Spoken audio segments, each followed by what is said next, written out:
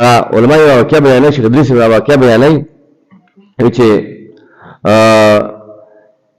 یو سړی چې یو وخت مری کې خربوزه ونښته،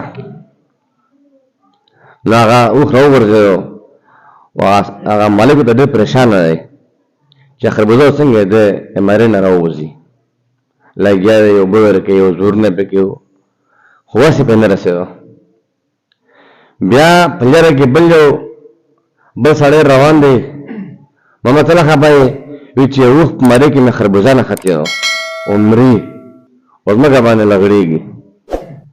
دا سړی خو پوه هوښیار سړی و، هغه اوښ چې کومه مرۍ کې دغه خربوزه نښتې وه، هغه نه لاندې غاړه تیږه کېښوه، وایي پاسه مخه بله تیږه باندې یې مرۍ نه ووهله، هغه خربوزه اوښ په مرۍ کې ماته شوه، تېره یې کړه. نو بیا دغه هغه وویل چې دغه کس وویل چې کوم اوښ مالک دی چې دا خو ډېره اسانه طریقه و، په باندې وار بیمار به زه انشاءالله ټیکوم، مسله یې حل کېږي. بیا څه وخت پس په کلي کې یوه زړه غونې ښځه وه، نو هغې هم دغه ټوخه وه، ټوخې بیماري یې وه. نو دا ته پته ولګېده چې په هغه کلي کې د ښځه بیماره و، او بس دی ورغی هلته چې زه یې علاج کوم.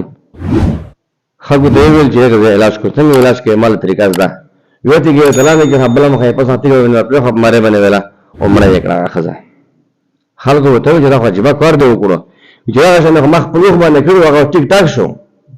نو علما لیکي هغه واقعه لاندې چې دغه اخفیل کس نه و، دومره ماهر نه و، دومره پوه نه و چې کوم کار یې هغه ښځه سره وکړو، مړه یې کړه. نو هر سړی خپل کار باندې ښه پوهېږي. هغه چې کوم کس چې اوښ مرۍ کې تیږه باندې هغه خربوزه ماته کړه، ماهر و هغې خبرې، پوه و، هغې ته د دماغ رسېلي و هغې خبرې ته. او بل طرف ته چې ښځه یې مړه کړه، دا اخفیل کس نه و، دا د کار نه و، دا د ډیوټي نه وه، دا د فرض نه و. نو نه اهلو ته خبره کې، نو چې نه اهلو ښځه یې چې دی قبر ته ورسوله. نو ما عزتمندو چې یو کس یې خبرې لایق نه وي، مستحق نه وي، ای نشي کولی، هر کس دا خدمت نشي کولی. نو چې کوم خلک خدمت کولی شي دا ما ته خوښو، کنې بیا افسوس کوو.